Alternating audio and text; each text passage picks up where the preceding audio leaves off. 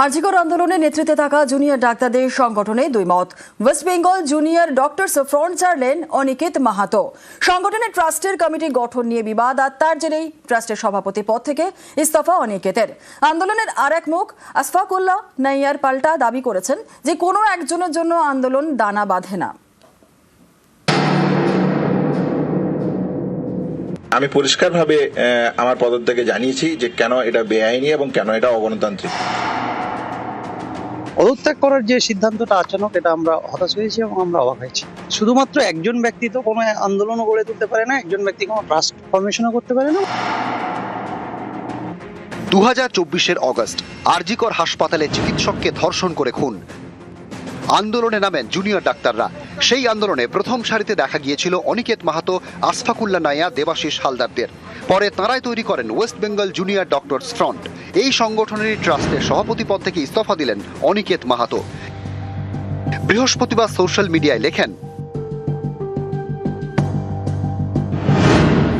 শুক্রবার সাংবাদিক বৈঠক করেন।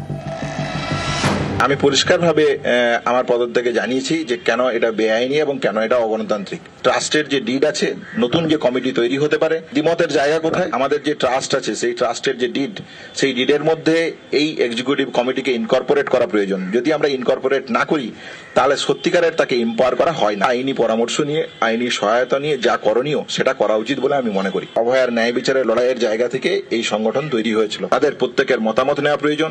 সেই মতামতের বেসিসে যে কোনো এক্সিকিউটিভ কমিটি তৈরি হতে পারে। যেহেতু তারা দ্বিমত পোষণ করে, সেই জায়গা থেকে আমার পদত্যাগ করে বেরিয়ে আসে।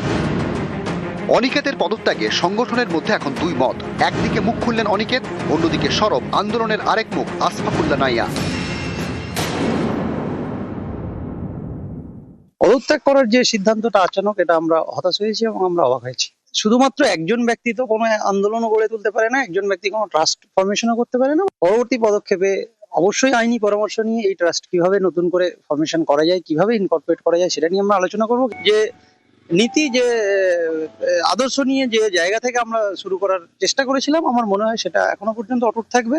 এবং যদি কোনো ভুল বোঝাবুঝি জায়গা থাকে, সেটাও আলোচনা করার রাস্তা এখন আমার মনে হয়। এই সংগঠনটার উপরে কোনো আঙুল না উঠুক, এটা আটকাতে আমরা বদ্ধপরিকর।